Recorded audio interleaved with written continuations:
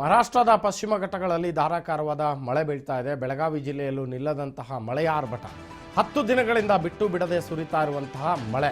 ಮಹಾರಾಷ್ಟ್ರದಿಂದ ಕೃಷ್ಣಾ ನದಿಗೆ ಭಾರಿ ಪ್ರಮಾಣದಲ್ಲಿ ನೀರು ಹರಿದು ಬರ್ತಾ ಇದೆ. ಕೃಷ್ಣಾ ನದಿಗೆ ಹರಿದು ಬರುತ್ತಿರುವ 1 ಲಕ್ಷ ಕ್ಯೂಸೆಕ್ಸ್ ನೀರು.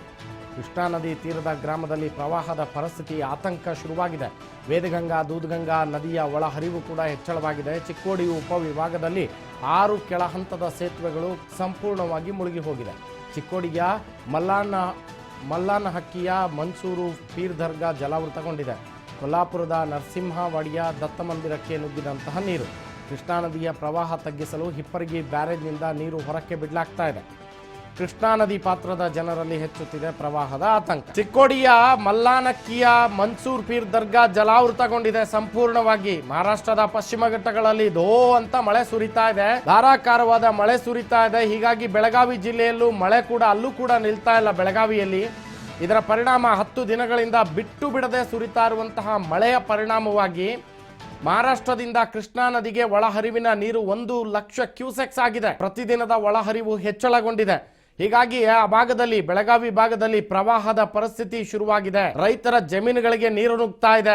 ವೇದಗಂಗಾ ದೂದ್ಗಂಗಾ ಉಕ್ಕಿ ಹರಿತಾ ಇದೆ. ಕೆಳಹಂತದ ಸೇತುವೆಗಳು 7-8 ಸೇತುವೆಗಳೇನು ಬರುತ್ತೆ ಆ ಭಾಗದಲ್ಲಿ, ಚಿಕ್ಕೋಡಿ ಭಾಗದಲ್ಲಿ, ಅವೆಲ್ಲವೂ ಕೂಡ ಸಂಪೂರ್ಣವಾಗಿ ಜಲಾವೃತಗೊಂಡು ಬಿಟ್ಟಿವೆ.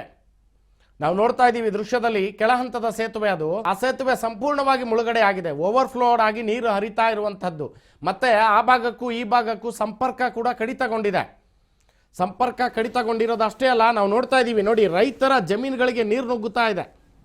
ಸೊ ಹೀಗಾಗಿ ರೈತ ಕೂಡ ತೀವ್ರ ಆತಂಕಕ್ಕೆ ಒಳಗಾಗಿದ್ದಾನೆ.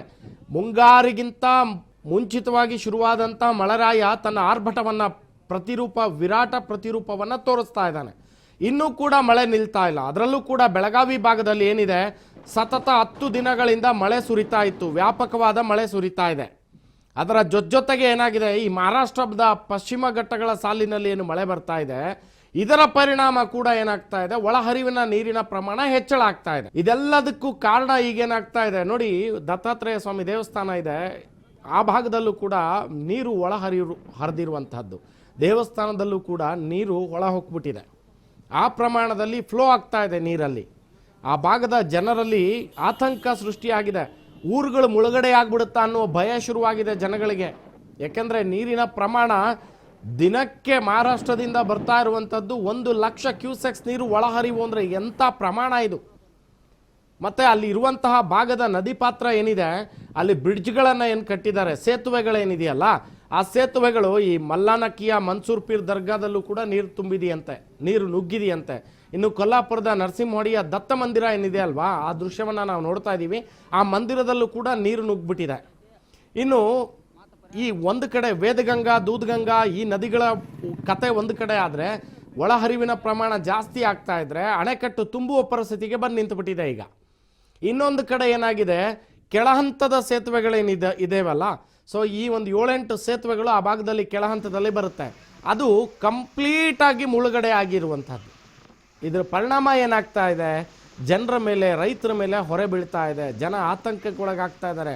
ಒಂದು ಕಡೆ ಜಮೀನುಗಳಿಗೆ ನೀರು ನುಗ್ಗುತ್ತಾ ಇದೆ ಅನ್ನೋ ಭಯ, ಮತ್ತೊಂದು ಕಡೆ ಊರುಗಳಿಗೆ ನೀರು ನುಗ್ಗುತ್ತಾ ಇದೆ ಅನ್ನೋ ಭಯ, ಇನ್ನೊಂದು ಕಡೆ ಸಂಪರ್ಕ ಸಾಧ್ಯ ಆಗ್ತಾ ಇಲ್ಲ. ಒಂದು ಕಡೆಯಿಂದ ಇನ್ನೊಂದು ಕಡೆಗೆ ಸಿಟಿಗೆ ಕನೆಕ್ಟ್ ಮಾಡಬೇಕಾಗಿರುವಂತಹ ರೋಡು, ಆ ಕೆಳಹಂತದ ಸೇತುವೆಗಳೇನಿದೆ ಅದು ಸಂಪೂರ್ಣವಾಗಿ ಮುಳುಗಿ ಹೋಗ್ತಾ ಇದೆ.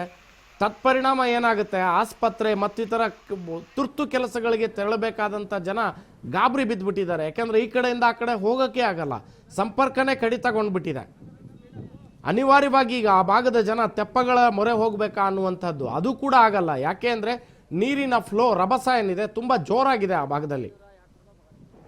ಹೀಗೆ ಆದರೆ ಜನವಸತಿ ಪ್ರದೇಶಗಳಲ್ಲೂ ಕೂಡ ನೀರು ನುಗ್ಗುತ್ತಾ ಇದೆ. ನಾವು ನೋಡಿದ್ವಿ ಕೊಲ್ಲಾಪುರದ ಆ ಒಂದು ದತ್ತಾತ್ರೇಯ ದೇವಸ್ಥಾನಕ್ಕೂ ಕೂಡ ನೀರು ನುಗ್ಗಿರುವಂಥದ್ದು.